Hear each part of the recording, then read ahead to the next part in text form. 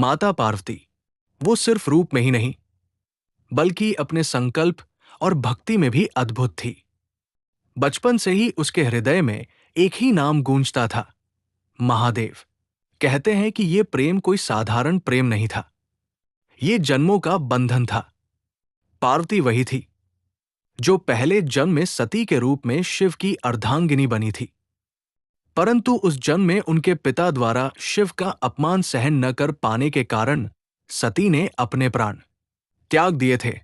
उसी अधूरी कहानी को पूरा करने के लिए पार्वती ने पुनर्जन्म लिया। जैसे जैसे पार्वती बड़ी हुई, उनका मन संसारिक चीजों से हटकर शिव की ओर केंद्रित होता गया। उन्होंने ठान लिया कि वे शिव को ही अपने पति के रूप में प्राप्त करेंगी, चाहे इसके लिए उन्हें कितनी ही कठिन तपस्या क्यों न करनी पड़े। एक दिन उन्होंने अपने माता पिता से कहा, पिताश्री, मैं भगवान शिव को पाने के लिए तपस्या करना चाहती हूं। यही मेरा जीवन लक्ष्य है। हिमवान और मैना देवी पहले तो चिंतित हुए, क्योंकि शिव एक विरक्त योगी थे। न तो उन्हें भोग की इच्छा थी और न ही संसार से कोई लगाव। परंतु पार्वती के दृढ़ संकल्प के आगे वे झुक गए और फिर शुरू हुई पार्वती की कठिन तपस्या। उन्होंने पहले केवल फल खाए, फिर पत्तों पर जीवन बिताया और अंत में भोजन और जल तक त्याग दिया। कठोर सर्दी हो या तपती धूप, पार्वती अडिग रही। उनके शरीर की शक्ति क्षीण होती गई, पर उनकी आत्मा और भक्ति दिन प्रतिदिन प्रबल होती गई। देवताओं ने यह देखा तो चिंतित हो उठे।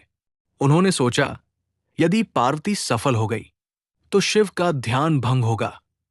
परंतु दूसरी ओर यह भी सत्य था कि शिव और पार्वती का मिलन संसार के संतुलन के लिए आवश्यक था। देवताओं ने कामदेव को भेजा ताकि वे शिव के ध्यान को भंग करें।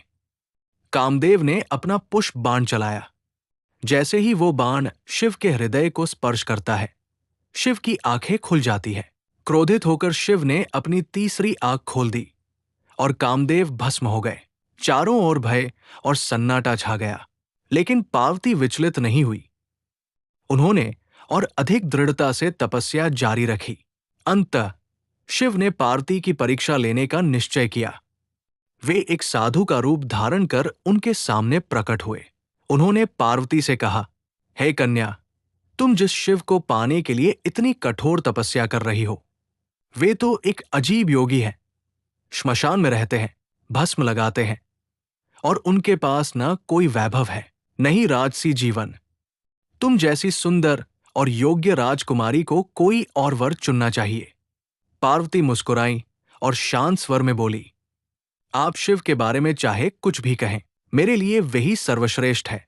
उनका बाहरी रूप नहीं, उनका आंतरिक स्वरूप ही मेरा प्रेम है।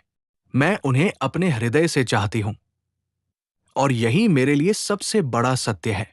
यह सुनकर शिव अत्यंत प्रसन्न हुए। उन्होंने अपना असली रूप प्रकट किया। चारों ओर प्रकाश फैल गया। आकाश में डमरू की ध्वनि गूंज उठी और वातावरण में दिव्यता छा गई। शिव बोले, हे पार्वती, तुम्हारी भक्ति और प्रेम ने मुझे प्रसन्न कर दिया है। तुमने अपने संकल्प और समर्पण से मुझे जीत लिया है। आज से तुम मेरी अर्धांगिनी हो। इसके बाद हुआ एक दिव्य विवाह, जिसमें सभी देवता, ऋषि और गंधर्व शामिल हुए। हिमालय पर्वत स्वयं साक्षी बने और पूरे ब्रह्मांड में उत्सव मनाया गया। पार्वती अब सिर्फ एक राजकुमारी नहीं रही, वे शक्ति बन गई, और शिव बिना शक्ति के अधूरे थे। इस प्रकार शिव और शक्ति का मिलन हुआ, जिससे सृष्टि का संतुलन कायम हुआ। ये कथा सिर्फ प्रेम की नहीं, बल्कि धैर्य, समर्पण और अटूट विश्वास की भी है।